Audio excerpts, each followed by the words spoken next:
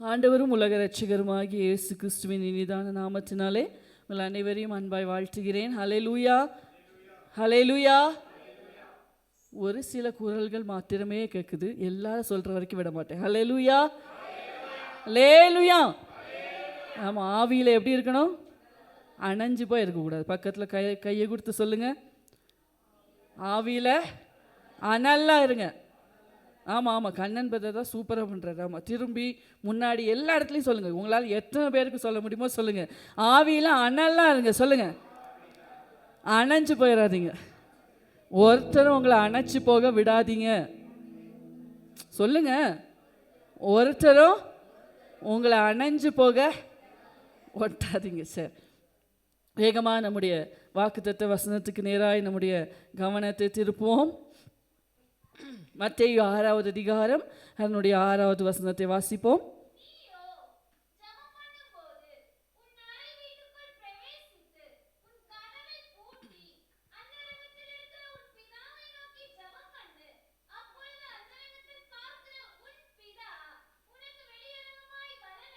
ஹல்லேலூயா, ஹல்லேலூயா. வேதம் சொல்லுகிறது, அவர் அந்தரங்கத்தில் பார்க்கிற பிதா. ஆமென். அவர் அந்தரங்கத்தில், எல்லாரும் சொல்லணும்னா விட மாட்டேன், அவர் அந்தரங்கத்தில் பார்க்கிற உன் பிதா. ஏன்னா நிறைய பேருக்கு பிரசங்க நேரம் தான் டைம் ஆஃப் ரெஸ்ட்டு. ஆமாம், இங்கே அதெல்லாம் நடக்காது. சரியா? ஆமாம், அதனால தான் எல்லாரையும் சொல்லுங்கன்னு சொல்ல வைக்கிறது. சரி, அந்தரங்கத்தில் பார்க்கிற உன் பிதா. ஆமென், ஹல்லேலூயா. இன்னைக்கு நான் பேசும்படியாய் நான் ரொம்ப ப்ரிப்பேர் பண்ணிட்டேன் இந்த 2 வாரமாக. என்ன அப்படின்னு சொன்னால், இருதயத்தின் உண்மை, அதை பார்க்கிற உன் பிதா அப்படின்னு சொல்லிட்டு நான் பயங்கர ப்ரிப்பரேஷனோடு இருந்தேன். சரியா? 2 வாரமாக சும்மா இல்லை, ப்ரிப்பேர் பண்ணிகிட்டே இருந்தேன். ஆனால் ஜெபிக்கும் போது ஆண்டவர் அப்படியே டைட்டில் மாற்றி விட்டுட்டார். இது நீ பேசவே கூடாது அப்படின்னு சொல்லிட்டார். சரியா? அதனால் நான் விசுவாசிக்கிறேன், இன்னைக்கு ஆவியானவர் நம்ம மத்தியில் என்ன பேசணும்னு நினைக்கிறாரோ அதை பேசுவார். ஆமென், ஹல்லேலூயா, ஹல்லேலூயா. அதுக்கு செவிகள் திறந்திருக்கணும், இருதயம் திறந்திருக்கணும். ஆமென், ஹல்லேலூயா. வார்த்தை வரும்போது இது அவங்களுக்கு தான் நினைக்கிறேன் அப்படின்னு நினைக்காதபடி இது எனக்கான வார்த்தைன்னு எடுத்துக்கொள்ளணும். ஆமென், ஹல்லேலூயா. நான் இங்கே தானே இருக்கேன், அப்படி தானே? அப்போ இது எனக்கான வார்த்தை. ஆமென். வீட்டில் விட்டுட்டு வந்துட்டேன், இன்னைக்கு பார்த்து கூட்டிகிட்டு வந்திருக்கணும் அப்படின்லாம் இல்லை. உங்களை கொண்டு வந்திருக்காருன்னா இது உங்களுக்கான வார்த்தை. ஹல்லேலூயா, ஹல்லேலூயா. ஆண்டவர் பேச சொன்ன தலைப்பு என்ன அப்படின்னு சொன்னால், தேவனுடைய பார்வையும் தேவனுக்குள்ளான பார்வையும். எல்லாரும் சொல்லுவோம், தேவனுடைய பார்வையும் தேவனுக்கு உள்ளான பார்வையும். நான் பேச நினச்சது இருதயத்தின் உண்மை, ஆனால் ஆண்டவர் பேச நினைக்கிறது தேவனுடைய பார்வையும் தேவனுக்கு உள்ளான பார்வை. நம்ம வாசித்தது போல அந்தரங்கத்தை பார்க்கிற, அந்தரங்கத்தை யாராலையும் என்ன செய்ய முடியாது, எந்த மனுஷனாலையும் பார்க்க முடியாது. ஆனால் அந்தரங்கத்தை பார்க்கிற உன் பிதா. அப்போ தேவனுடைய பார்வை வேறு, மனுஷனுடைய பார்வை வேறு. ஹல்லேலூயா. மனுஷன் ஒரு விதத்தை ஒரே சம்பவம் தான் நடந்திருக்கும், ஆனால் அந்த சம்பவத்தை மனிதன் பார்க்கிற பார்வை வேற, தேவன் பார்க்கிற பார்வை வேற. ஆமென். ஆனால் நம்ம ஆவிக்குரிய ஜீவியத்தில் வளர வளர வளர வளர வளர நம்ம அந்த இதை எப்படி பார்க்கணும் அப்படின்னு சொன்னால், தேவனை போல பார்க்கணும். அதுதான் தேவனுக்குள்ளான பார்வை. ஆமென். ஒரு அல்லேலூயாவையும் காணும், ஒரு ஆமெனையும் காணும். புரியுதா? அதாவது ஒரே சம்பவம் தான் நடந்திருக்கும், ஆனால் அதை தேவன் பார்க்கிற பார்வை வேற, தேவன் பார்க்கிற விதம் வேற, ஒரு மனிதன், சாதாரண மனிதன் பார்க்கிற விதம் வேற. ஆனால் நம்ம தேவனுக்குரியவர்களாக வளர்ந்து கொண்டிருக்கிற நாம ஆவிக்குரிய ஜீவியத்தில் வளர வளர வளர நம்ம பார்வை வித்தியாசமாகணும். வித்தியாசமாகணும்னா எப்படி? தேவனை போல பார்க்க பழக வேண்டும். ஆமென், ஹல்லேலூயா, ஹல்லேலூயா. யாராவது உங்க மேல பயங்கர வைராக்கியமா எப்போ பார்த்தா சண்டை போட்டே இருக்காங்களா? சாதாரண மனுஷனாக இருந்தால் எப்படி அதை பார்ப்பீங்க? இந்த மனுஷன் எப்போவுமே இப்படிதான் எனக்கு விரோதமா கத்திக்கிட்டே தான் இருப்பான். பக்கத்து வீட்டுக்காரு எனக்கு விரோதமா இவனே இப்படிதான் அப்படின்னு பார்ப்போம். ஆனா தேவனுக்குள்ளான பார்வை என்கிறது அவனை பார்க்க மாட்டோம், அவனுக்கு உள்ளாடி இருந்து நம்மளை மனமடி உண்டாக்கிட்டு இருக்கல அந்த ஸ்பிரிட்டை பார்ப்போம். ஆமே, ஹல்லேலூயா. அப்படி நம்ம பார்க்க ஆரம்பிச்சிட்டோம். இது உங்களுக்கு புரிகிறதுக்காக தான் இந்த எக்ஸாம்பிள்லாம் சொல்லிட்டு இருக்கேன். அப்படி பார்க்க ஆரம்பிச்சிட்டோன்னா ஆட்டோமேட்டிக்காக நம்ம அந்த மனுஷனை பகைக்க மாட்டோம். ஆமே, அவனை மேலே பரிதாபம் தான் வரும். அப்படி தானே? தெரியாமல் பிசாசுக்குள்ளே இருக்கானே, பிசாசு தன்னுடைய வாழ்க்கையில் செயல்படுறதுக்கு அவன் அனுமதிச்சுட்டு இருக்கானே, இப்படி தான் பார்ப்போம். ஆமே, பாரு என்னதான் இருந்தாலும் இந்த வார்த்தை பேசலாமா அப்படின்னு ஒரு மனுஷனாக கேட்போம். ஆனால் தேவனுக்குள்ளான பார்வையில் நம்ம எப்படி கேட்போம்? பிசாசு இந்த வார்த்தையை பேச வச்சுட்டானே. அப்போ ஆட்டோமேட்டிக்காக அந்த மனுஷன் மேலே நம்மளுக்கு என்ன வரும்? ஒரு பரிதாபம் வரும் இல்லையா? அவங்களுக்காக நம்ம ஜெபிப்போம். ஆமென், ஹல்லேலூயா. புரியுதா? இப்படி நம்முடைய பார்வை மாற வேண்டும் என்று சொல்லி தேவன் விரும்புகிறார். நம்ம மட்டும் நம்முடைய அந்தரங்கத்தை தேவன் பார்த்து வெளியரங்கமாய் பதில் தர வேண்டும் விரும்புகிறோம் இல்லையா? தேவன் அப்படி நம்மளை பார்க்கிறார் என்றால் நம்முடைய பார்வையும் சக மனிதர்களை ஒரு விஷயத்தை எதையாவது ஒன்று நம்ம பார்க்கும்போது தேவனுடைய பார்வையில் பார்க்க பழக வேண்டும். ஆமென், ஹல்லேலூயா.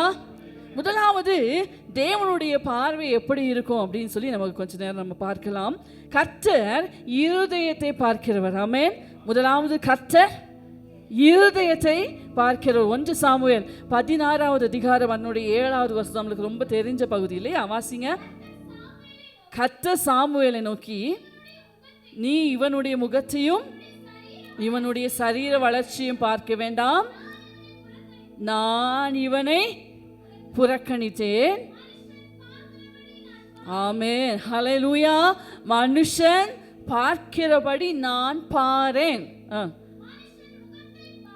ஏன்னா மனுஷன் எதை தான் பார்ப்பான்? முகத்தை பார்ப்பான். கர்த்தரோ பொதுவாக சொல்லுவாங்க, இதை கேள்விப்பட்டிருக்கீங்களா? யார் ரொம்ப ஜோக் அடிச்சுட்டே இருக்காங்களோ, யார் ரொம்ப சிரிச்சுக்கிட்டே இருக்காங்களோ அவங்க இருதயத்தில் தான் பயங்கரமான காயங்கள் இருக்கும், பயங்கரமான வலிகள் இருக்கும், பயங்கரமான வேதனைகள் இருக்கும்னு சொல்லுவாங்க. கேள்விப்பட்டிருக்கீங்களா? கேள்வியே பட்டது இல்லையா? இன்னைக்கு கேள்விப்படுங்க, சரியா? கேள்விப்படாது நிறைய பேர் என்ன அப்படியா அப்படின்னு கேட்குறாங்க. அவங்கெல்லாம் இன்னைக்கு கேள்விப்படுங்க. சரி, எப்படியோ. ஆனால் நம்ம எதை தான் பார்ப்போம்? முகத்தை தான் பார்ப்போம். ஆனால் கர்த்தர் மனுஷன் பார்க்கிறபடி நான் பாரேன். ஆமென், ஹல்லேலூயா. இப்போ சாமுவேல் தீர்க்கதரிசியை ஈசாயினுடைய வீட்டுக்கு கர்த்தர் அனுப்பும்போது, ஈசாயினுடைய குமாரரில் ஒருவனை நான் ராஜாவாக தெரிந்து கொள்கிறேன் என்று சொல்லி கர்த்தர் அனுப்பின போது சாமுவேலுடைய கண்ணோட்டம் எப்படி இருந்துச்சு? ஆமாம், பின்னாடி இருந்து எனக்கு ஆன்சர் வரணும், சரியா? ஆமாம் சாம், சரி சொல்லுங்க. சாமுவேலோட கண்ணோட்டம் எப்படி இருந்துச்சு? எப்படி பார்த்தாரு? எலியா அந்த வசனத்திலே இருக்கு. எதை பார்க்க வேண்டாம் ஆண்டவர் சொன்னாரு? நீ உன்னுடைய முகத்தையும் சரீர வளர்ச்சியும் என்ன செய்யக்கூடாது? பார்க்கக்கூடாது. நம்மெல்லாம் அப்படி தானே செய்வோம்? அப்படி தானே? ராஜாவாக இருந்தால் ஒரு கெத்து வேண்டாம், ஒரு ஃபேஸில் ஒரு தோரணை வேண்டாம், இப்படிலாம் நம்ம சொல்லுவோம். அப்படி தானே? ஆமாம் தானே? ஆமாம். முன்னாடி நம்ம ஃபார்மர் பிரைம் மினிஸ்டராக இருந்த மன்மோகன் சிங் ஐயா அவங்கள பற்றி சொல்லுவாங்க இல்லையா? அவர் இருக்கிற நாள் வரைக்கும் திட்டியே தீட்டாங்க. ஆனால் அவர் போனதுக்கு அப்புறம் தான் அவரை பற்றி அவ்வளோ புகழ்ந்தாங்க, பொருளாதாரத்தையே தாங்கி பிடித்தார் அப்படின்னு சொல்லிட்டு. அப்படி தானே? ஆமாம். அப்போது மனுஷன் பார்க்கிற பார்வையும் மனுஷன் பார்க்கிற விதமும் இப்படி தான் இருக்கு. ஆமென். சாமுவேல் தீர்க்கதரிசி சும்மா ஒன்றும் அப்படி பார்க்கல. ஏன் அப்படின்னா அதுக்கு முன்னாடி இருந்த ராஜா யாரு? சவுல் இல்லையா? சவுல் தானே முதல் ராஜா. சவுலை ஆண்டவர் தெரிந்தெடுக்கும் போது எல்லாரும் எதை தான் பார்த்தாங்க? எப்பா என்ன ஹைட்டு, பயங்கரம்ல. அப்போ சாமுவேல் தீர்க்கதரிசியினுடைய எண்ணம் எப்படி? அப்போ கர்த்தர் ராஜாவை எடுக்கணும்னா அவனுக்கு என்ன தேவை? பயங்கர ஹைட்டு, வெயிட்டு, சரீரத்துலலாம் பயங்கரமான வளர்ச்சி தேவை. இப்படி தான் நம்ம நிறைய விஷயத்தில் நம்ம முடிவெடுத்துடுறோம். அப்படி தானே? கர்த்தர் ஒரு விஷயத்தில் ஒரு விதமாக நடத்தும் போது எல்லாத்துக்கும் அப்படி தான் நடத்துவார்னு நம்மளே என்ன செஞ்சிருவோம்? டிசைட் பண்ணிடுவோம். சிஸ்டர், ஆண்டர்கிட்ட கேட்டு தான் செஞ்சீங்களா? அது எனக்கு தெரியாதா, ஆண்டவர் இப்படி தான் செய்வார் அப்படின்னு நானே என்ன செஞ்சிருவேன்? இல்லை. நம்முடைய ஆண்டவர் ஒவ்வொரு விஷயத்தையும் பார்க்கிற விதம் வேற, நடத்துகிற விதம் வேற. பார்த்தீங்களா, அந்த நாட்கள்லேயே ஆண்டவர்கிட்ட யுத்தத்துக்கு எப்படி போகணும் அப்படின்னு சொல்லி கேட்கும்போது ஒவ்வொரு யுத்தத்துக்கும் ஒவ்வொரு விதமாக சொல்லி தருவார். முன்னாடி சொல்லி தந்த மாதிரி சொல்லியே தரமாட்டார். பார்த்துருக்கீங்களா? எந்த விஷயம் எடுத்தாலும் ஒவ்வொரு அற்புதத்தை கூட பாருங்க, கண்ணு தெரியாத நிறைய பேரை ஆண்டவர் என்ன செஞ்சார்? குணமாக்குனார். ஒரே மாதிரியா செஞ்சார்? இல்லை. ஒவ்வொரு விஷயத்தையும் ஆண்டவர் அணுகுகிற விதமே வேற. அப்போ ஒவ்வொரு விஷயத்தையும் ஒரு தேவ பிள்ளை செய்யும்போது ஆண்டவர்கிட்ட கேட்டு தான் செய்யணும். ஏன்னா ஒவ்வொரு விஷயத்துக்கும் ஒவ்வொரு பிளான் இருக்கும். ஆமென், ஹல்லேலூயா. அன்னைக்கு செஞ்ச மாதிரி இன்னைக்கு செய்யணும்னு அவசியம் கிடையாது. ஆமென். சாமுவேல் அப்படி தான் பார்த்தாருன்னா ஆண்டவர் சொன்னார், நீ இவனுடைய முகத்தையும் சரீர வளர்ச்சியும் பார்க்காத, நான் மனுஷன் பார்க்கிற படி நான் பார்க்கறது இல்லை. ஹல்லேலூயா, ஹல்லேலூயா. நீங்கள் எலியாவை பார்ப்ப, நீ அபினதாவை பார்ப்ப, நீ சம்மாவை பார்ப்ப, இன்னும் இருக்கிற 4 பேரையும் நீ பார்ப்ப. ஆனால் நான் இவங்களை புறக்கணித்து தள்ளினேன். எல்லாருக்கும் இளையவன் ஒருவன் இருக்கிறான், அவனுக்கு வீட்டில் கூட பிளேஸ் இல்லை, வனாந்தரத்தில். ஹல்லேலூயா, ஹல்லேலூயா. இந்த பகுதியை எத்தனையோ தடவை வாசிச்சிருக்கேன்.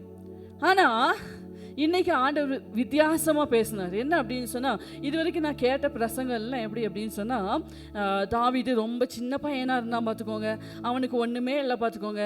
ஆனால் ரொம்ப திறமையாக ரொம்ப புஷ்டியாக இருந்தவங்களை தான் சாமுவேல் தேர்ந்தெடுத்தார். தாவீது ஒரு சின்ன பையன் நோஞ்சான், அவனை கொண்டு என்ன செய்ய முடியும்னு ஆண்டவர் நினச்சார். இப்படி தான் நான் நிறைய பிரசங்கங்களை கேட்டிருக்கேன். நானும் இதே கண்ணோட்டத்தில் தான் பார்த்துருக்கேன். ஆனால் ஆண்டவர் இன்னைக்கு வித்தியாசமாக காமிச்சு தந்தார். வாசிங்களேன், அதே அதிகாரம் 1 சாமுவேல் 16வது அதிகாரம் அதனுடைய 12வது வசனத்தையும் 18வது வசனத்தையும் வாசிங்க. ஆள் அனுப்பி அவன் எப்படி இருந்தான்? சிவந்த மேனியும் அழகிய கண்களும் நல்ல ரூபமும் உள்ளவனாயிருந்தான். ஆமென், ஹல்லேலூயா. அப்படின்னா என்ன அர்த்தம்? தாவீது வந்திருக்காரு, வந்து நின்ன பிறகும் சாமுவேல் எந்திரிக்கல. ஆமே, ஹல்லேலூயா. இவன் ஏதோ இவனா அப்படின்னு கேள்வியோடு இருந்தாரா, இல்லை இவன் வேற யாரோ போல தாவீதா இருக்காரு அப்படின்னு நினைச்சாரா என்னன்னு தெரியல. சாமுவேல் உட்கார்ந்துட்டே இருக்காரு. கர்த்தர் என்ன சொன்னாரு? இவன் தான், நீ எழுந்து இவனை அபிஷேகம் பண்ணு. 18ஆம் வசனம் வாசிங்க.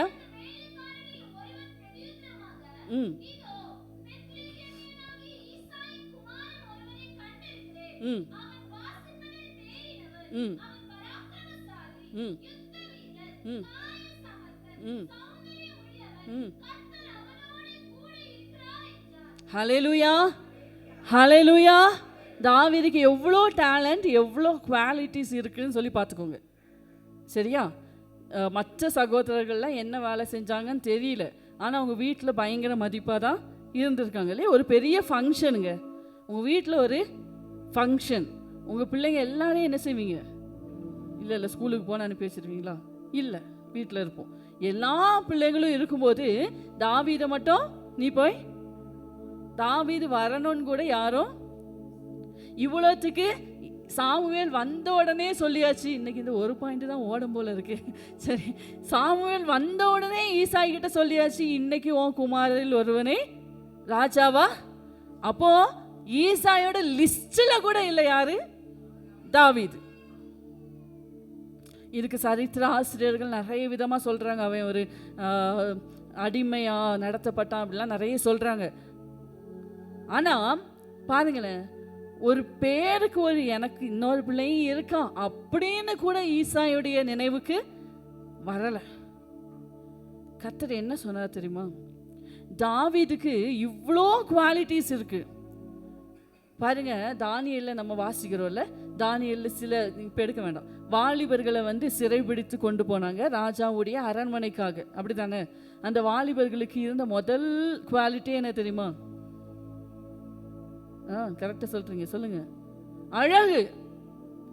அழகான வாலிபர்கள், திறமையானவங்க, அப்படி தானே கொண்டு போனாங்க. தாவீதுக்கு எல்லாமே இருக்கு. ஏன் தாவீதையும் மிலிட்ரியில் சேர்த்துக்கலாம்ல? சேர்த்துருக்கலாமா? முடியாதா?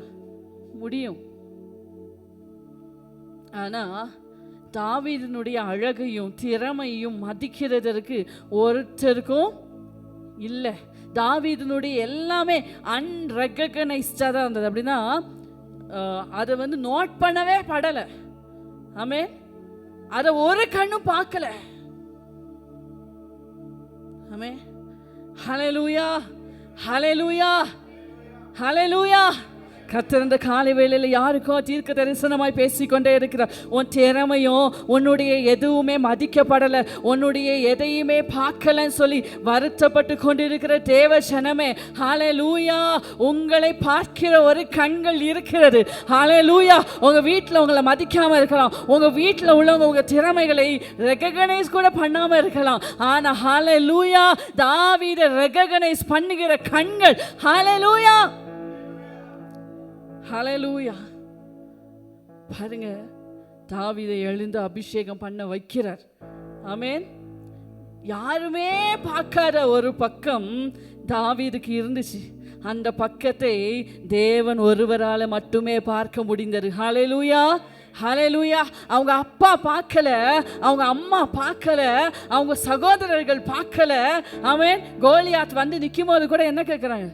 உனக்கு வனாந்திரத்துல ஆடு மேய்க்கிற வேலை தானே, பேசாம அதை பார்த்துட்டு இருப்பியா?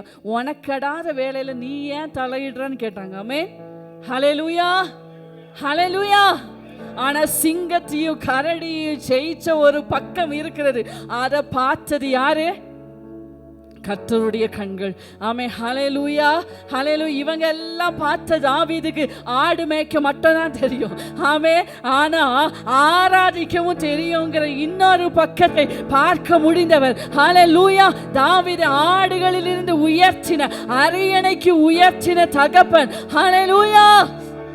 காலை வேளையில கர்த்தர் உங்களோடு கூட பேசிக்கொண்டிருக்கிறார். உன்னை யாரும் பார்க்க முடியாத பக்கத்திலிருந்து உன்னை கர்த்தர் பார்த்து கொண்டிருக்கிறார். உனக்கு இருக்கிற அபிஷேகத்தை, ஹல்லேலூயா, ஒரு மனுஷனும் மதிக்கலனாலும் பரவாயில்ல, உன் மேல இருக்கிற தேவ மகிமை யாருக்கும் தெரியலனாலும் பரவாயில்ல. ஹல்லேலூயா. உன்னை உயர்த்த வல்ல, ஹல்லேலூயா, கர்த்தருடைய கண்கள் உன்னை நோக்கி கொண்டிருக்கிறது சபை. ஹல்லேலூயா.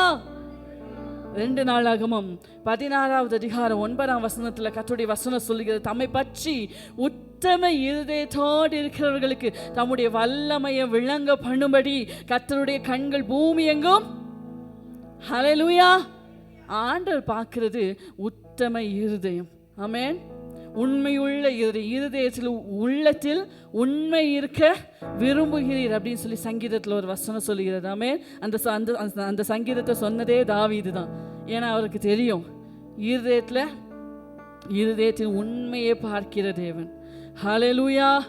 மனுஷன் முகத்தை பார்ப்போம். நிறைய நேரத்தில் நம்மக்கிட்ட அழகாக ஷேக்கன் பண்ணி பயங்கரமாக சிரித்து பேசுகிறவங்க இருதயத்தில் விஷத்தினாலையும் பயங்கர கசப்புனாலையும் நிறைந்திருக்கலாம். நம்ம பார்க்கறது அவங்களுடைய என்னைக்காவது அவங்களால ஏமாற்றப்படும் போது தான், இவ்வளோ கசப்போடு என் மேலே இருந்தாங்களா, இவ்வளோ வைராக்கியத்தோடு இருந்தாங்களா, இவ்வளோ மன வேறுபாடோடு இருந்தாங்களா நமக்கு தெரிய வரும். ஆமே. நம்ம ஏமாந்துருவோம்ல ஈஸியா. ஆனால் கர்த்தரை ஏமாற்ற முடியாது. கர்த்தருக்கு மறைவாக ஒன்றுமே செய்ய முடியாது. ஆமே. 139ஆம் சங்கீதத்தில் தாவீது சொல்வார்லே, உம்முடைய பார்வைக்கு மறைவாக எங்க போவேன்? எங்கேயும் போக முடியாது, யாரும் போக முடியாது. ஹல்லேலூயா, ஹல்லேலூயா. இதை வாசிங்களே, மத்தேயு 23வது அதிகாரம் அதனுடைய 27, 28 வசனத்தை ஒருத்தர், லூக்கா 16, 15 ஒருத்தர் எடுத்து வைத்துக் கொள்ளுங்கள். வேகமாக வாசிங்க. மத்தேயு 23, 27, 28.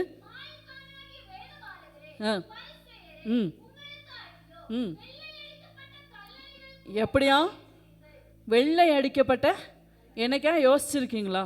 கல்லறைக்கு உள்ள திறந்து பார்த்தா எப்படி இருக்கும்? ரொம்ப சூப்பராக இருக்கும்ல, பயங்கரமாக இருக்கும்ல. ஆனால் வெளியே மட்டும் நம்ம என்ன செஞ்சிருவோம்? பயங்கரமாக. ஆமாம், நீ டைல்ஸே போட்டு மார்பிளே போட்டாலும் உள்ளே எப்படி தான் இருக்கும்? ஆமாம் தானே?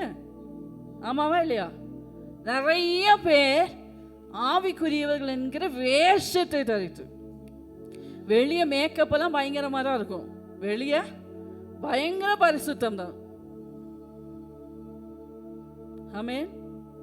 ஹல்லேலூயா, முகத்துல அப்படி ஒரு தேஜஸ், அப்படி ஒரு பிரசன்ஸ் தான். ஆனா இருதயம் எப்படியா எப்படியா?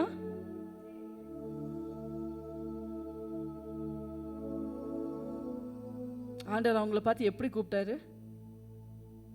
எப்படி கூப்பிட்டாரு? மாயக்காரர். இன்னும் மேஜிக் பண்ணிட்டு இருக்கிறியா? மனுஷனை ஏமாத்தலாம்.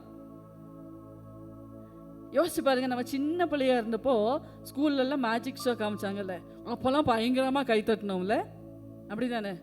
ஒன்றும் வேண்டாம், பப்பட் ஷோ. பெரியவங்க கன்வென்ஷன்ல வந்து பப்பட் ஷோ காமிச்சா எப்படி இருக்கும்? எப்படி இருக்கும்? சிரிப்போம்ல. உள்ளேருந்து பேசுகிறவனையும் எனக்கு தெரியும், எப்படி பேசணும்னு. இப்படி தான் நம்ம இருப்போம், அப்படி தானே? நம்ம வெளியில வேஷமாகவே மனிதன் திரிகிறான்னு வசனம் சொல்லுது. வெளியில நம்ம பயங்கர பரிசுத்தவானா காமிச்ச உடனே ஆண்டர்கிட்ட மேஜிக் காமிச்சிட்டு இருக்கோம் நம்ம நினைச்சிட்டு இருக்கோம். ஆண்டர் நம்மளை எப்படி பார்ப்பார்? இருதயத்துல உண்மை இருக்க விரும்புகிற தேவன். ஹல்லேலூயா. கர்த்தர் நம்முடைய இருதயத்தை பார்க்கிற தேவன். ஹல்லேலூயா, ஹல்லேலூயா. எரேமியா 17:10 தெரியுமா? இதெல்லாம் சொன்ன உடனே வாசிக்கணும். எரேமியா 17:10.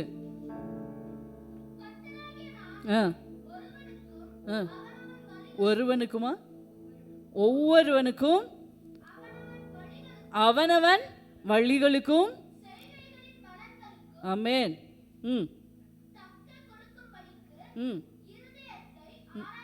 இருதயத்தை பைபாஸ் சர்ஜரி நடக்குது, தெரியுமா? தெரியுமா? டாக்டரால் வெளியில் இருக்கிற ஹார்ட் துடிக்குதா இல்லையான்னு தான் பார்க்க முடியும். ஆனால் அந்த ஹார்ட்டுக்குள்ளே இருக்கிற நினைவுகளை ஆராய்ந்து அறிகிறவர். ஆமென், ஹல்லேலூயா. அழகாக சண்டே கிளம்பி வந்து சர்ச்சில் உட்கார்ந்துருக்காளே, இவ இருதயத்தில் எப்படி என்னென்ன சிந்தனை ஓடிட்டுருக்குன்னு யாருக்கு தெரியும்? ஆமென். அழகாக மைக்கை பிடிச்சி பிரசங்கம் பண்ணிட்டு இருக்காளே, இவ இருதயத்தில் என்ன யோசிச்சுட்டு இருக்கா யாருக்கு தெரியும்? அவரை ஏமாற்றவே முடியாது, அவரை ஏமாற்றவே முடியாது. இன்னொரு ஆளை பற்றி நம்ம வாசிக்கலாம். ஏசாயா 14வது அதிகாரம் அதனுடைய 12-14 வாசிங்க. எசேக்கியேல் 28:17 ஒருத்தர் வாசிங்க. அதிகாலையின் மகனாகி விடிவெள்ளியே, நீ வானத்திலிருந்து விழுந்தாயே, சாதிகளை ஈனப்படுத்தினவனே, நீ தரையிலே விழ வெட்டப்பட்டாயே. எப்படியா? நான் வானத்துக்கு ஏறுவேன், தேவனுடைய நட்சத்திரங்களுக்கு மேலாக என் சிங்காசனத்தை உயர்த்துவேன், வடபுறங்களில் உள்ள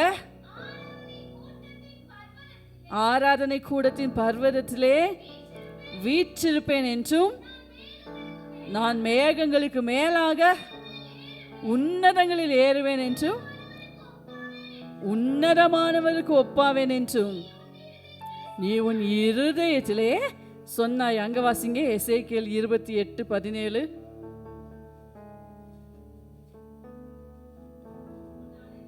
உன் அழகினால் உன் இருதயம்.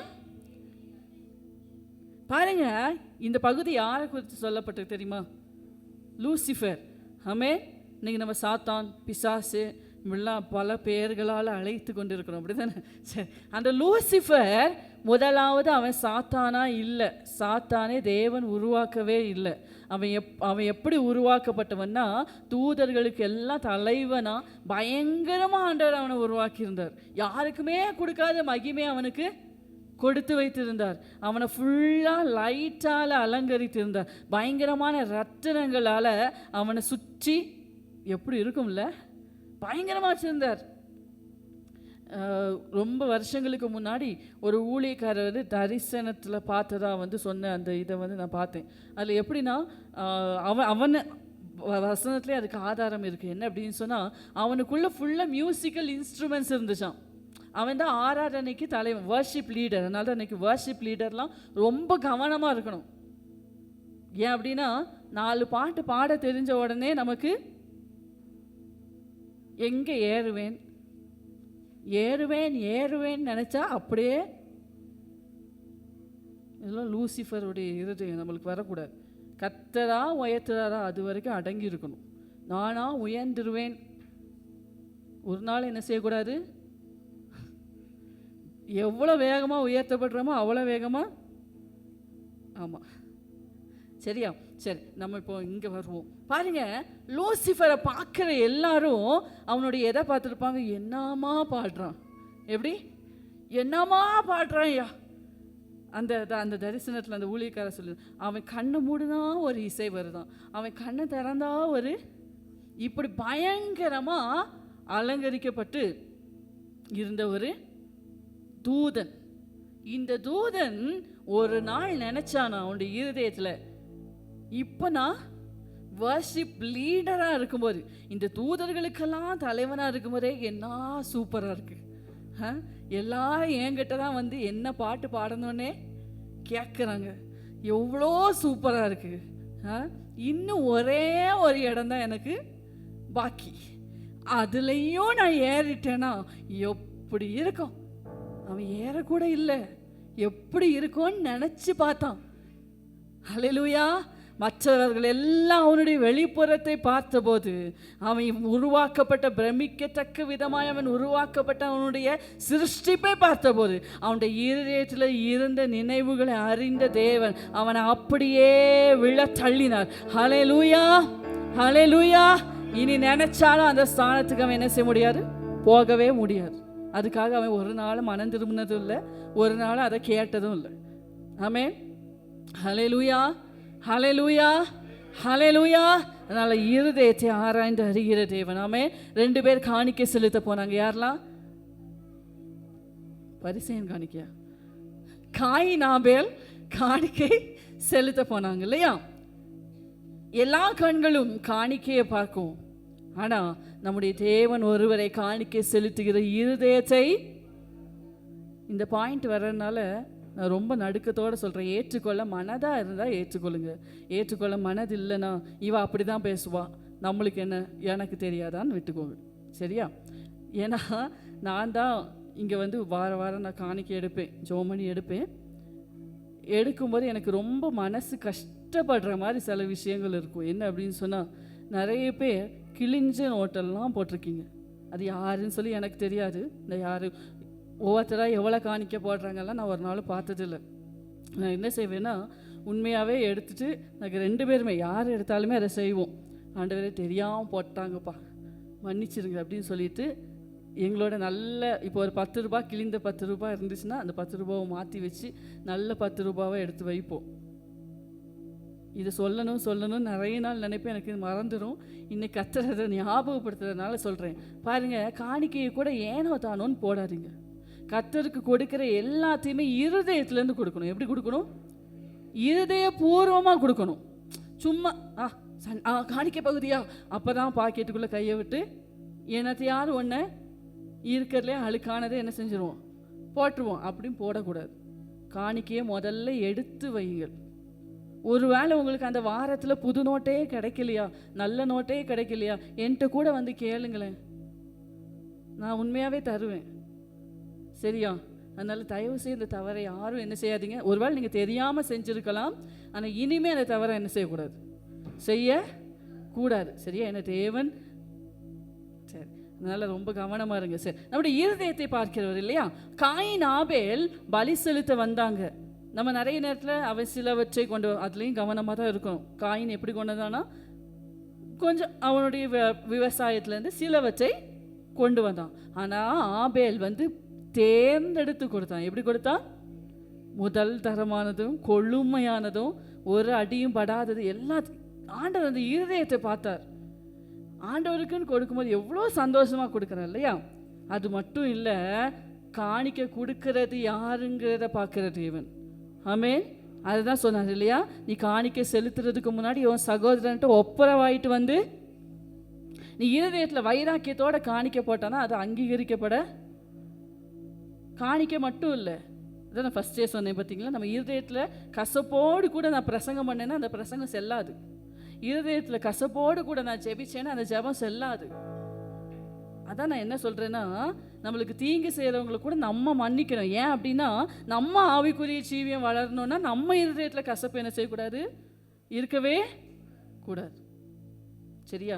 அது முதல்ல பாதிக்கிறது நம்மளோட ஸ்பிரிச்சுவல் growth, நம்ம ஆவிக்குரிய வளர்ச்சியை தான். அதனால் அதில் ரொம்ப கவனமாக இருக்கணும். பாருங்க, ஆண்டவர் 2 பேரையும் பார்த்தார். ஏன் காயினுடைய காணிக்கை கர்த்தர் அங்கீகரிக்கலன்னு 1 யோவான் 3வது அதிகாரம் 21ஆம் வசனம் சொல்லுது. பொல்லாங்கனால் உண்டாயிருந்து தன் சகோதரனை கொலை செய்த காயினை போல் இருக்க வேண்டாம். அப்படின்னா அவனுடைய இருதயமே யாரால உண்டாயிருந்து அப்படின்னா என்ன அர்த்தம்? பொல்லாப்பு. இருதயத்தை ஃபுல்லாக பொல்லாப்பு. ஆனால் வெளியே மட்டும் ஆண்டவருக்கு காணிக்க இல்லையா? இந்த ஒரு பாயிண்ட் எனக்கு தாண்டுமான்னு தெரியல. ஆண்டவர் ரொம்ப அழுத்தமாக பேசிக்கொண்டே இருக்கிறார். ஒருவேளை நீங்கள் ஆசீர்வாதத்தை எதிர்பார்த்து வந்திருக்கலாம் சபையே, இப்படி ஒரு பிரசங்கமா அப்படின்னு நீங்கள் ஏமாந்து போயிடக்கூடாது. கர்த்தர் உங்களோடு கூட பேசி கொண்டு இருப்பார். ஆனால் இன்னைக்கு நம்மளை என்ன செய்யணும்? ஆராய்ந்து பரிசோதித்து நம்ம கரெக்ட் பண்ண வேண்டிய நேரம். ஆமென், ஹல்லேலூயா. நம்முடைய இருதயத்தில் பொல்லாத சிந்தனை கொண்டு இருந்தோமானா கர்த்தர் நம்ம மேலே பிரியமாக இருக்கவே முடியாது. நம்ம செலுத்துகிற துதியோ, நம்ம செலுத்துகிற ஜெபமோ, நம்ம செலுத்துகிற பலியோ, நம்ம செலுத்துகிற காணிக்கையோ கர்த்தருடைய சமூகத்தில் அங்கீகரிக்கப்படவே முடியாது. இல்லையா? அப்படிதானே? ஆண்டவர் ஒரு பகுதியில் சொன்னார், குறித்து வைத்துக் கொள்ளுங்கள். நீங்கள் வீட்டில் போய் நீங்கள் வாசிச்சு பாருங்க. ஆண்டவர் சொன்னார், அந்த பகுதி நான் எங்கே இருக்கேன்னு தெரியல. சரி, இதை மட்டும் நீங்கள் கண்டுபிடிங்க. சரியா? உங்களுக்கு ஹோம்ஒர்க். ஆண்டவர் ஒரு நாள் சொன்னார், 10 கற்பனையை நான் கடைபிடிக்கிறேன் அப்படின்னு ஈஸியாக சொல்லிடுறீங்க. பூர்வத்தாருக்கு கொலை செய்யாதிருப்பாயாகன்னு சொல்லப்பட்டது.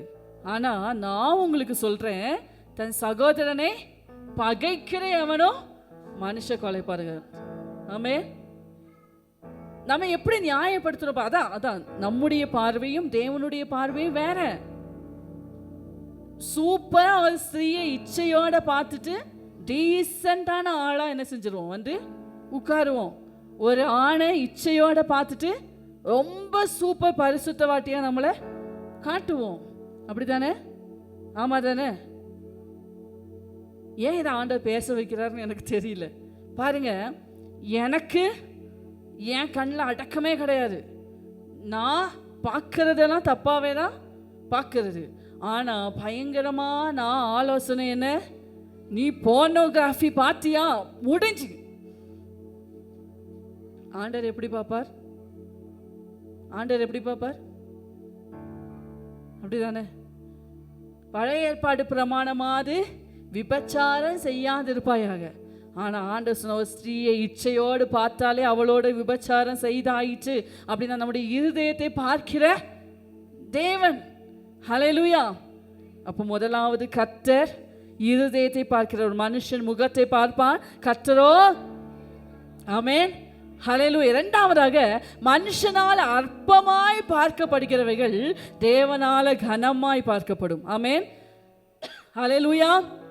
சொல்லுங்க, மனுஷனால அற்பமாய் பார்க்கப்படுகிறவைகள் தேவனால மகிமையாய் கனமாய் பார்க்கப்படும். ஹல்லேலூயா. வசனம் சொல்லுங்க.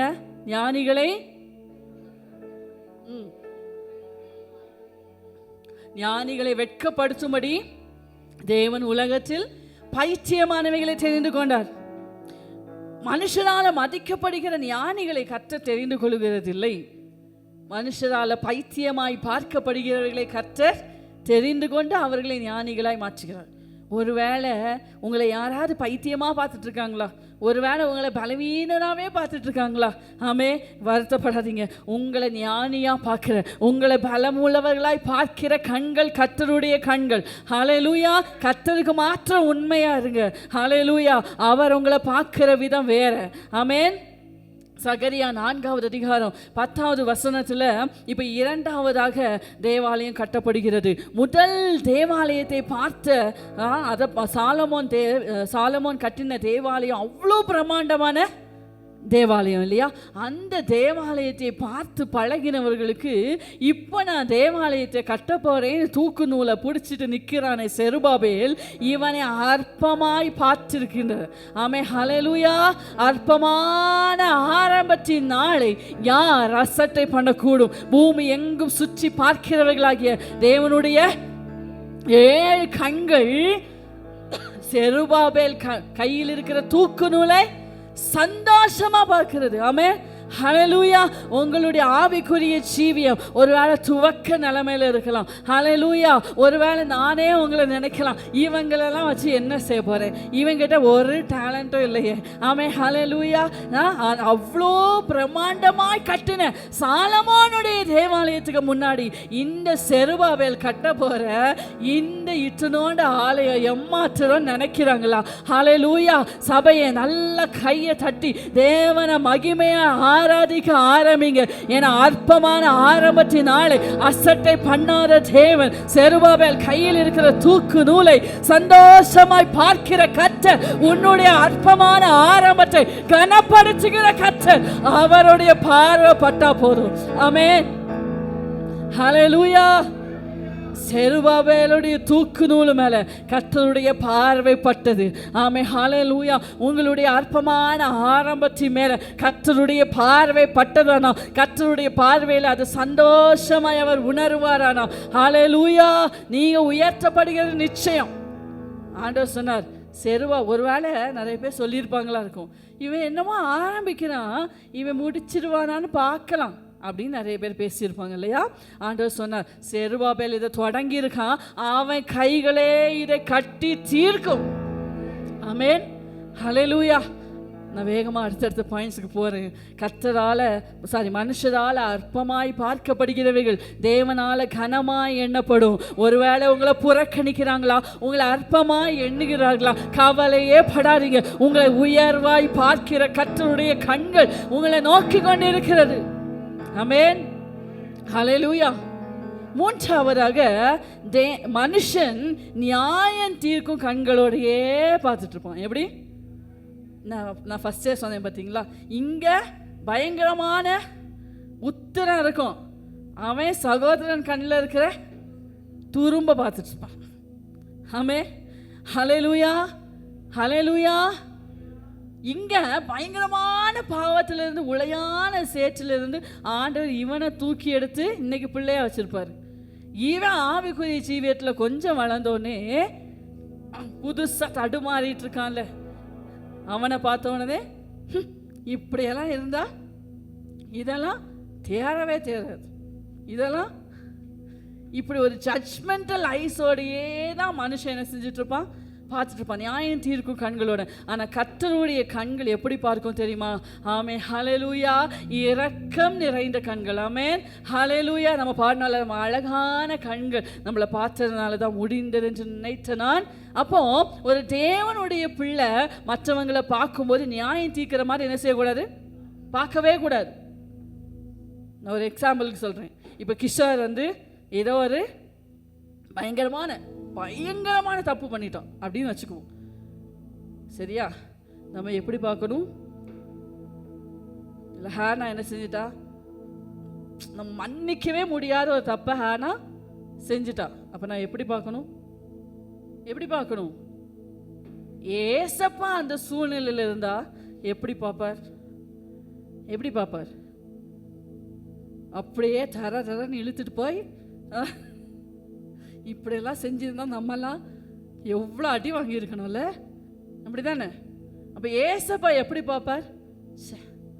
அப்படி பல வீணத்தினால செஞ்சுட்டேன் என் பிள்ளை, சரி இந்த ஒரு சான்ஸ் கொடுப்போம், அவன் திருந்தி வரட்டும், அவன் திருந்தி இப்படி பார்ப்பார் இல்லையா?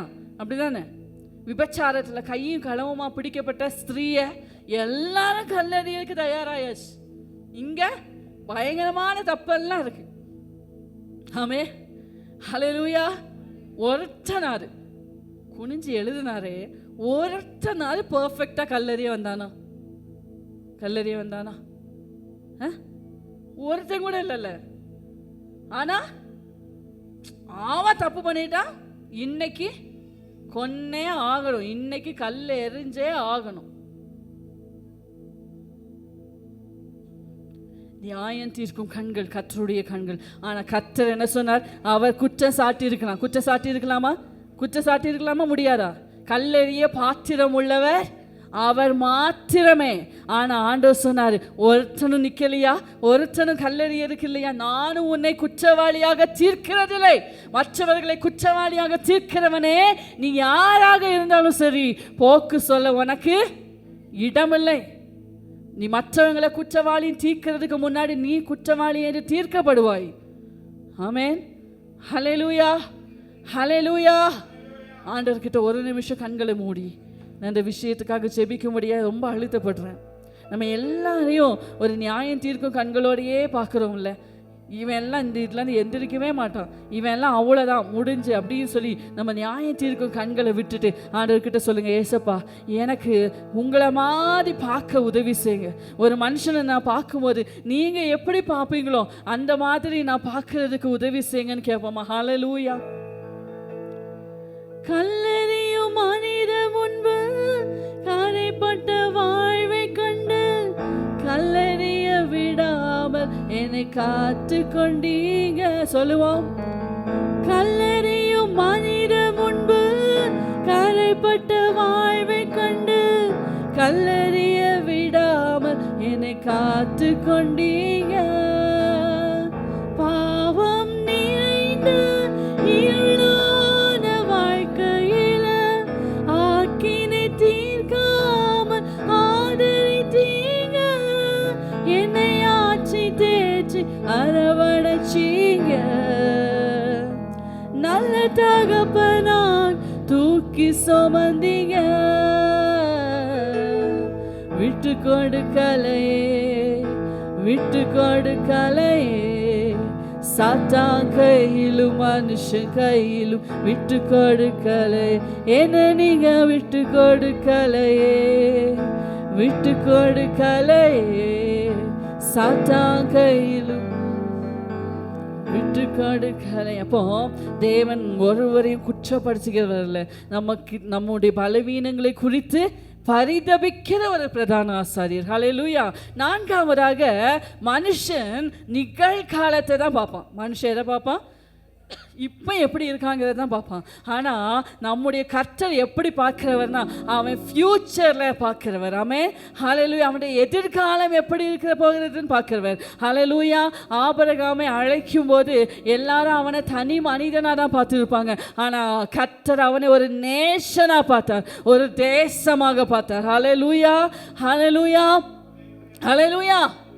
பாருங்க, அனனியா கிட்ட ஆண்டவர் சொல்கிறார். உபாச கூட்டத்தில் நிறைய அதை தியானிச்சோம், அதனால் நான் வேகமாக அதை சொல்லிட்டு போயிடுறேன்.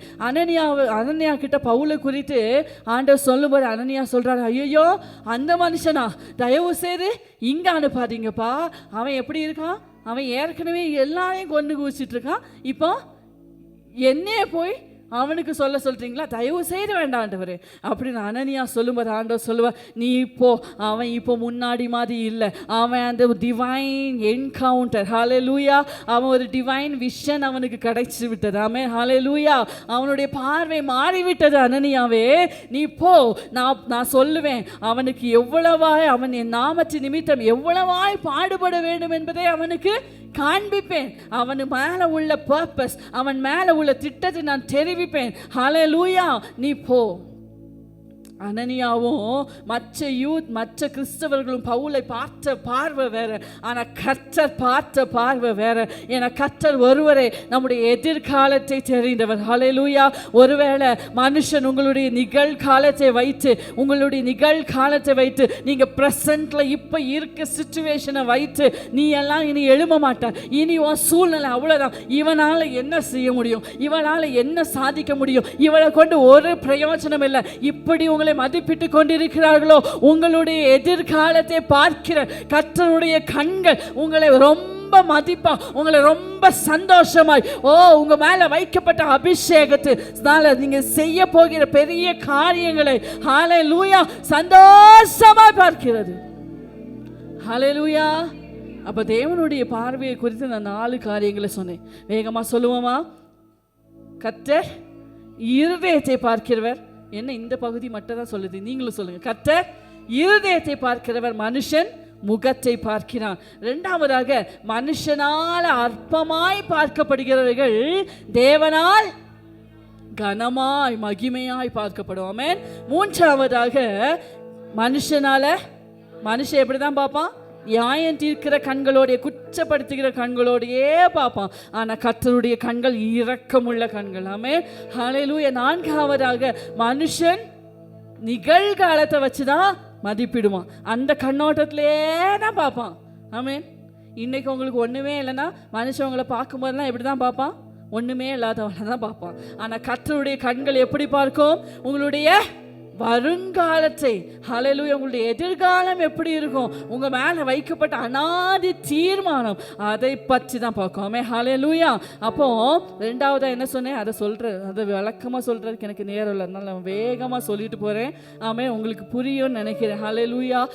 தேவனுடைய பார்வை இப்படி இருக்கும்போது தேவனுக்குள்ளான பார்வையாக நம்முடைய பார்வைகள் மாற்றப்பட வேண்டும். ஹல்லேலூயா. தூக்கவரவங்களாம் ஒரு ஹல்லேலூயா சொல்லுங்க. சரி, அப்போ தேவனுக்குள்ளான சரி, தேவனுக்குள்ளான தூக்கம் வரவங்க உண்மையாவே சொல்ல மாட்டாங்க, சரியா? அவங்க ஏதோ அதை கவனிக்காம சொல்லிட்டாங்க. சரி, தேவனுக்குள்ளான பார்வை. தேவனுக்குள்ளான பார்வை எப்படி இருக்கும் அப்படின்னா, பாருங்க, ஒரு எக்ஸாம்பிள் சொல்றேன். கோலியாத்தை பார்த்து எல்லாரும் என்ன செஞ்சாங்க? பயந்தது மட்டுமா? வெளியில தலையே காட்டல, தெரியுமா? அவ்வளோ பெரிய ராஜாவும் சேனைகளும் எல்லாரும் என்ன செஞ்சாங்களா? ஓடி போய் ஒழிச்சுக்கிட்டாங்க. ஆனா அவங்க பார்த்த பார்வை வேற, தாவீது அந்த பிரச்சனையை பார்த்த விதம் வேற. எல்லாருடைய கண்களும் கோலியாத்தை பெருசா பார்க்கும்போது தாவீதுடைய கண்கள் மாத்திரம் ஹல்லேலூயா சேனைகளின் தேவனாகிய கர்த்தரை பார்த்துச்சு. ஆமென். எல்லாரும் என்னை சின்ன பையன்பா, அவன் ராட்சன, பிறந்ததுலேருந்து யுத்த வீரன், நீ என்ன செய்வன்னு கேட்டப்போ தாவீது எனக்கு ரொம்ப ஆச்சரியம். பாருங்க, எல்லாரும் பட்டயத்தெல்லாம் வச்சுக்கிட்டு என்ன செய்வான்னு முழிச்சிட்டு இருந்தாங்க. தாவீது அவனை எவ்வளோ தரக்குறைவா வேல்யூ பண்ணியிருந்தான். ஒரு கல்லை வச்சு நான் எரிஞ்சிருவேன்னு போனா, கவன் யாருக்குங்க நம்ம தயார் பண்ணுவோம்? கவன் யாருக்கு ஆயத்தப்படுத்துவோம்? காக்கா குருவி, கொஞ்சம் விட்டா குரங்க பயமுறுத்ததுக்கு வேணா. தாவீது கோலியாத்தை அவ்வளவுதான் வேல்யூ பண்ணான். ஆமென். நான் இப்படி சொல்லணும்னு நினைக்கிறேன், தேவனுக்கு உள்ளாக இல்லாதவனுக்கு வருகிற பிரச்சனைகள் எல்லாமே அவனுக்கு மலை மாதிரி தெரியும். ஆனா தேவனுக்குள்ளாக இருக்கிறவன் பார்க்கிற பார்வை வேற, அந்த பிரச்சனையை அவன் அணுகுகிற விதம் வேற. அவனுடைய பார்க்கிற பார்வை எப்படி இருக்கும் தெரியுமா? அந்த பிரச்சனை மலை மாதிரி இருந்தாலும் அவனுக்கு காக்கா மாதிரி தான் தெரியும். ஆமென். ஹல்லேலூயா. ஹல்லேலூயா. ஒரே விதமான பிரச்சனைய எலிசாவினுடைய வேலைக்காரன் பார்த்த விதம் வேற, ஆனா எலிசா பார்த்த விதம் வேற. எலிசாவினுடைய வேலைக்காரனுடைய கண்கள் பார்த்தது எதிராய் வந்த எதிரியினுடைய ராணுவத்தை, ஆனா எலிசாவினுடைய கண்கள் பார்த்தது தங்களுக்கு பாதுகாப்பா இருந்த கர்த்தருடைய அக்கினி ரதங்களை, அக்கினி குதிரைகள் உள்ள ராணுவத்தை. ஹல்லேலூயா. தேவ ஜனமே, உன் பார்வையை மாற்றிக்கொள். மனுஷன் பார்க்கிற மாதிரி பார்க்காத, தேவன் பார்க்கிறது போல பார். ஹல்லேலூயா. ஹல்லேலூயா. எல்லாருக்கும் அது உள்ளங்கை மேகமா காட்சி அளித்த போது எலியாவுக்கு மாத்திரம் அது பெரும் மழையாக காட்சி அளித்தது. ஆமென். ஹல்லேலூயா. வேலைக்காரன் சொல்ல, இப்பதான் உள்ளங்கை அளவு மேகம் வந்திருக்கு. ஆனா எலியா சொன்னார், இல்லை, அது உள்ளங்கை மேகம் அல்ல. ஹல்லேலூயா. உனக்கு எதிராக கர்த்தர் தோன்ற பண்ணுகிற அடையாளங்கள் ஒரு சின்ன அளவுல தான் இருக்க, கவலைப்படாத. நீ பார்க்கிற பார்வையை மாற்று. உள்ளங்கை அளவு மேகம் அந்த எலியாவுக்கு பெருமழையாய் காட்சி தந்தது போல, ஹல்லேலூயா, ஒரு தேவ பிள்ளையினுடைய பார்வை மாற்றப்படணும்.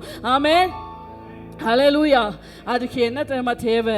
நம்ம ஆவிக்குள்ளாகணும். ஆமென். ஹல்லேலூயா. ஆவிக்குள்ளானாதான் நம்முடைய பார்வை மாறும். ஆமென். நம்ம சரீரத்திலிருந்து எல்லாத்தையும் பார்த்துட்டு இருக்கோம், அதான் பிரச்சனையே. நம்ம பிரச்சனையே என்னது? சரீர பிரகாரமாகவே அணுகுகிறோம், மாம்சமாவே ஒரு பிரச்சனையை பார்க்கிறோம். ஆவிக்குள்ளான போதுதான் அப்போஸ்தலனுடைய யோவான் கர்த்தரை அவ்வளோ பிரம்மாண்டமா தரிசித்தார். எசேக்கியேலுக்கு ஹல்லேலூயா தரிசனங்கள் தோன்றின, தானியேலுக்கு தரிசனங்கள் தோன்றின. அதே சிச்சுவேஷன்ல இருந்த ஹல்லேலூயா அவனுடைய ஃப்ரெண்ட்ஸுக்கு தோன்றல, பாபிலோன்ல இந்த ஞானிகளால் கண்டுபிடிக்க முடியல. தானியேலுடைய தரிசன கண்கள் மாத்திரம் திறக்கப்பட்டது. ஆவிக்குள்ளாக சபையை, ஆவிக்குள்ளாக நீங்கள் இருப்பீங்களானா உங்க கண்கள் வித்தியாசமாய் பார்க்கும். உங்க கண்கள் ராஜாவை மகிமை பொருந்தினவராய் பார்க்கும். ஹல்லேலூயா. கண்ணு திறக்கப்பட வேண்டியது ரொம்ப முக்கியம். கண்ணு திறக்கப்படாத பிழையாம் இஸ்ரவேலை சபிக்கும்படியா அவன் கண்ணு பார்த்ததெல்லாம் பரிதானம், அவன் கண்ணு பார்த்ததெல்லாம் அவனுக்கு கிடைக்கும் சொன்ன வெகுமதி. ஆனா கண்ணு திறக்கப்பட்ட போது பிழையாம் 2 தடவை சொல்லுவான், கண் திறக்கப்பட்டவன் உரைக்கிறதாவது இஸ்ரவேலை சபிக்கவே முடியாது, அவன் ஆசீர்வதிக்கப்பட்ட ஜனம். ஹல்லேலூயா. சில விஷயங்களை நாம புரிந்து கொள்ள வேண்டுமானா நம்ம மாம்ச கண்களால் அதை புரிந்து கொள்ளவே முடியாது. ஆவியின் கண்கள் திறக்கப்பட வேண்டும், நம்ம பார்வை மாற்றப்பட வேண்டும். பார்வை மாற்றப்பட்ட ஒருவனால தான், ஆவிக்குள்ளாக பார்க்கிற ஒருவனால தான் கர்த்தருடைய செயல்களை புரிந்து கொள்ள முடியும். ஹல்லேலூயா, ஹல்லேலூயா. கர்த்தரை உன்னத உயரமான சிங்காசனத்தில் பார்க்கும்போது யாரும் தூதன் வந்து சொன்னானாங்க, சேராபின் வந்து சொன்னானா, யோவானே ஏசாயாவே மனம் திரும்பு, நீ எவ்வளவு அசுத்தமா இருக்க சொன்னாங்களாங்க? யாரும் சொல்லல. ஆனா அந்த தரிசனத்தை பார்த்து கொண்டிருக்கும் போது ஏசாயா ஆட்டோமேட்டிக்கா சொன்னார், ஹல்லேலூயா, நான் அக்கிரம உதடுகள் உள்ளவன், அக்கிரமமான உதடுகள் உள்ள ஜனங்களுடைய மத்தியில, அசுத்தமான உதடுகள் உள்ள ஜனங்களுடைய மத்தியில வாசமா இருக்கிறவர். ஹல்லேலூயா. ஆவிக்குள்ளானவனால மட்டும்தான், கண் திறக்கப்பட்டவனால மட்டும்தான் நான் என்ன நிலைமையில இருக்கேங்கிறத உணர முடியும். ஹல்லேலூயா.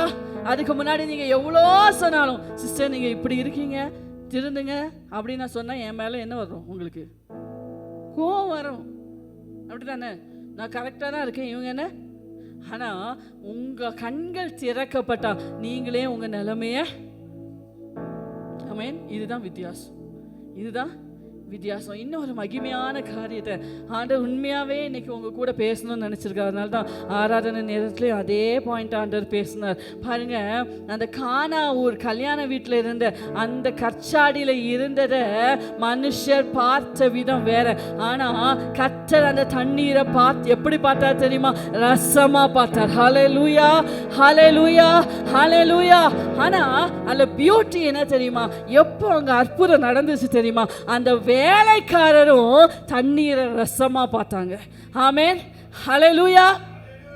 அவங்க கொண்டு போய் பரிமாறது வரைக்கும் தண்ணி ரசமாய் மாறவில்லை. நல்லா புரிஞ்சுக்கணும், தண்ணியா தான் இருந்துச்சு. ஆமென். அவங்க மொண்டு கொண்டு போகும்போது தண்ணி ரசமாக மாற்றப்படவில்லை, தண்ணியாக தான் இருந்துச்சு. ஆனால் அங்கே போய் ஊற்றுனாங்க பாருங்க, ரசமாய் மாறினது. ஹல்லேலூயா. அப்போ அதை இப்படி சொல்லணும்னு விரும்புகிறேன். கர்த்தருடைய ஜனமே, உங்கள் வாழ்க்கையில் அற்புதங்களை ருசி பார்க்கணும்னா உங்கள் பார்வையை மாற்றணும், உங்கள் பார்வையை மாற்றணும். எழுந்து நிற்கலாமா? கர்த்தருடைய சமூகத்தில் எல்லாரும் எழுந்து நிற்கலாம். ஹல்லேலூயா. ஆண்டவர் கிட்ட கேளுங்க, என் பார்வை மாறணும். வேலைக்காரருடைய கண்கள் தண்ணியை திராட்சை ரசமாக பார்த்து போதுதான் அங்க கர்த்தருடைய மகிமை வெளிப்பட்டது, கர்த்தருடைய அற்புதம் அங்க வெளிப்பட்டது. ஒருவேளை நீங்க உங்களை தண்ணியா பார்க்கலாம், ஹல்லேலூயா, ஆனா கர்த்தர் உங்களை ரசமாய் பார்த்து கொண்டு இருக்கிறார். ஹல்லேலூயா. நீங்க உங்களை ஒண்ணுக்கு உதவாம நினைக்கலாம், ஆனா உங்களை கர்த்தர் பார்க்கிற பார்வை வேற. சபையே, ஒருவேளை நீங்க இன்னைக்கு சின்ன சபை நினைக்கலாம், ஆனா கர்த்தர் இந்த சபையை பார்க்கிற பார்வை வேற. ஹல்லேலூயா. உங்க பார்வையை மாற்றிக்கொள்ளுங்கள், உங்க பார்வையை மாற்றிக்கொள்ளுங்கள், உங்க பார்வையை மாற்றிக்கொள்ளுங்க. ஆண்டவரே, என்ன நீங்க பார்க்கிறது மாதிரி நான் என்ன பார்க்கணும்? எல்லாரும் சொல்லுங்க, வாய் திறந்து சொல்லுங்க.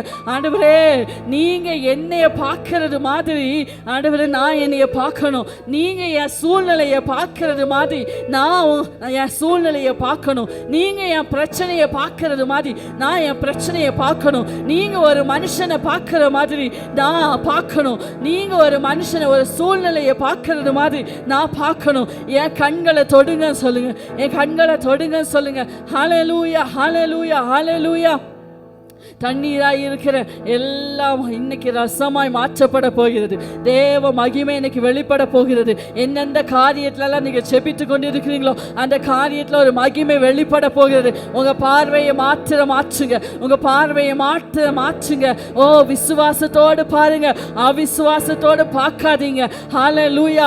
இது எப்படி நடக்கும்னு கேட்காதீங்க, அது ஆண்டவரால் நடக்கும்னு சொல்லி பழகுங்க. ஹல்லேலூயா. வெளியே ஒதுக்கப்பட்ட கற்சாடிகளை சமூகத்தில் கொண்டு வந்து நிரம்ப செய்தீரே. ருசித்து பார்த்தவர்கள் மேன்மையாய் சொல்ல உந்தன் மகிமையால் முடிசூட்டினீரே. இயேசுவே, என்னையும் கண்ணோக்கிடுமே. உந்தன் மகிமையால் என்னை மாற்றுமே. இயேசுவே, என்னையும் கண்ணோக்கிடுமே. உங்க பார்வை என்ன பட்டா போதும்பா, என் வாழ்க்கையே மாறிடும். சொல்லுங்க ஹல்லேலூயா. உங்க பார்வை என்ன பட்டால் போதுமே, என் வாழ்க்கை தான் முற்றும் மாறுமே. உங்க கரமனை தொட்டால் போதுமே, என் வாழ்க்கை தான் மேன்மையாகுமே. விசுவாசத்தோடு சொல்லுங்க, உங்க பார்வையின பட்டால் போதுமே, என் வாழ்க்கை தான் முற்றும் மாறுமே. உங்க கரம் என்னை தொட்டால் போதுமே, வாழ்க்கை தான் ஆகுமே. நீங்க விரும்பிடும் பாத்திரமாக மாற்றிடும் என் இயேசுவே. பயன்படும் பாத்திரமாக உருவாக்கிடும் என் இயேசுவே. தகப்பனே, உமக்கு ஸ்தோத்திரம். பேசின வார்த்தைகளுக்காக நன்றி. உடைய பார்வை வித்தியாசமானது, எங்கள் பார்வை மாற்றப்பட வேண்டியதாக இருக்கிறது. கர்த்தர், அப்படியாக நீர் எங்களை நடத்துவீராக.